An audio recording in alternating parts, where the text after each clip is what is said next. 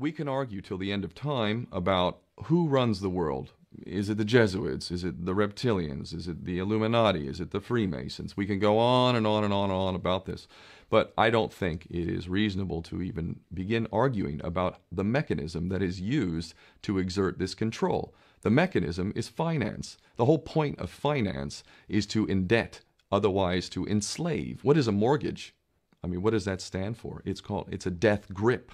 So when you get a mortgage, you have a death grip held over you because you are in debt. You don't even own the house. The bank owns the house that loans you the money to buy the house, unless you're fortunate enough to have all the money to buy it outright. And even then, you can be taxed by the government, and if you fail to keep up with those taxes, the government can then take it from you. The whole system is based on a financial fraud, which effectively takes the power that we have and it gives it to a tiny group of individuals who are running the world through the control of finance. With the infinite supply of money that we have allowed them to take, they have literally an infinite supply of money, and with that money, and from their psychopathic point of view, they have bought everything and everyone who can be bought. So those of us who cannot be bought, because we operate on a level that goes way beyond the material, we are not rewarded for such behavior. We are punished for such behavior.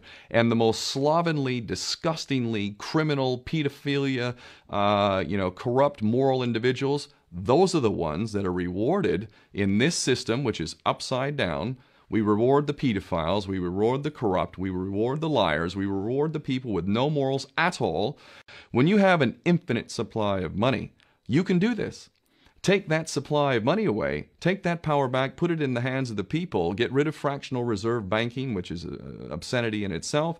Listen to the lessons of Jesus Christ. If you're a Christian who got really pissed off when he went to the temple and he saw what the money changers were doing, let's take back control of the issuance of money, and not just on a national level. I'm happy to see in Denmark that you have your own currency. You don't have the euro.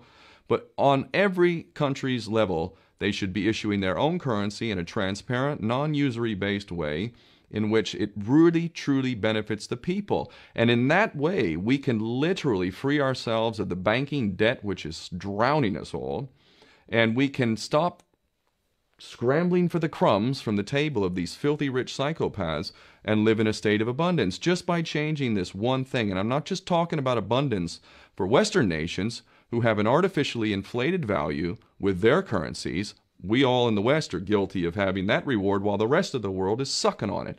Every nation in the world can use a sensible financial policy to liberate themselves, to have world-class education, infrastructure. Everything that a healthy society would require can be had in the worst, most corrupt African country, in any part of the world. We can all have that if we simply change that one thing. John F. Kennedy did that about 6 months before he was taken out. I can assure you the powers that be knew the power of that act, and they took him right out. So the bottom line is, if we as people understand this very simple principle, just this one thing, change this one thing, we can solve every other problem you can name. I don't care what the problem is. This is not rocket science. I am not the smartest guy in the room. We can all understand this. And as soon as we do, we can exercise the same power that we had, but relinquished, and we can have a future for ourselves and our children.